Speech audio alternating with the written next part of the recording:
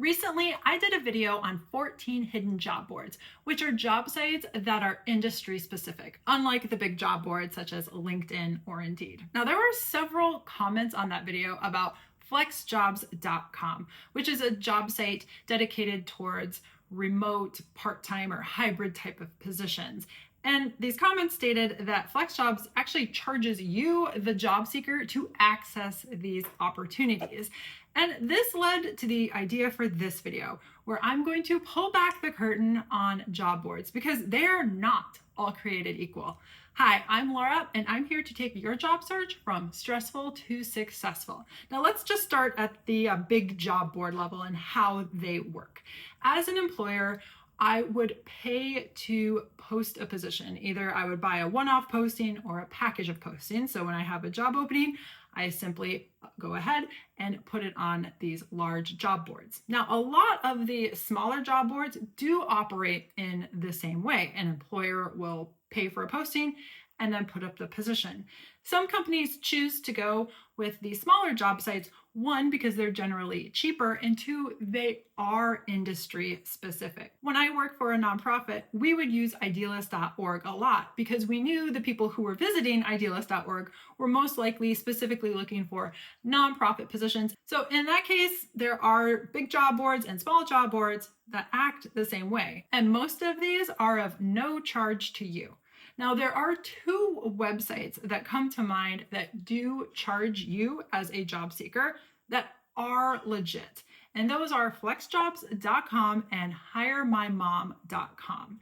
And I want to point these out because normally I would say if somebody is charging you to see a job posting, that you might be a little bit wary, but I can attest that these two are legit. Now, on FlexJobs.com, on their website, here's why they say that they charge you. They say our expert team hand screens every job listing to ensure legitimacy, saving you time, and protecting you from scams.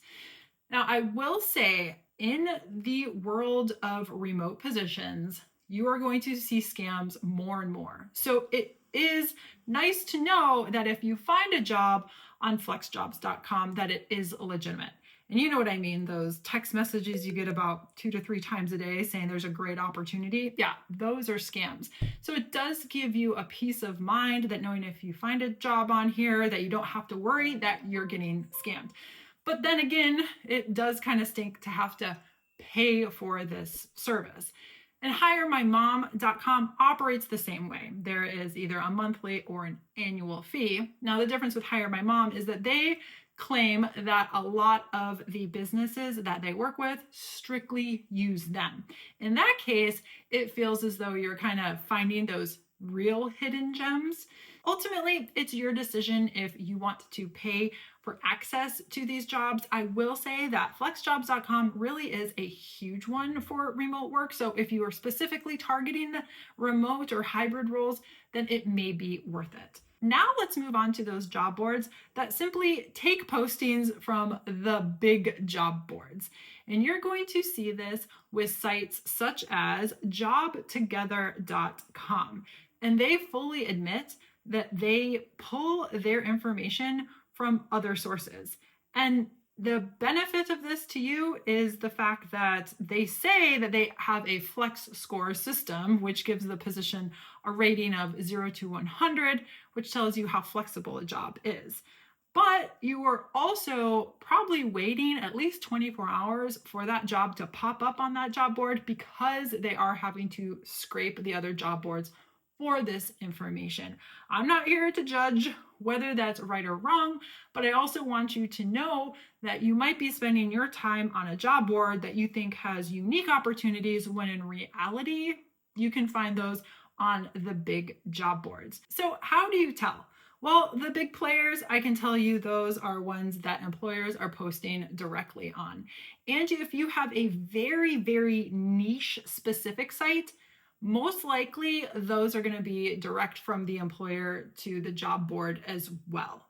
Now, the ones that say they have all of these opportunities, but their website either looks a little weird or they're not really well known for a specific industry or niche, there's a good chance that they're just scraping.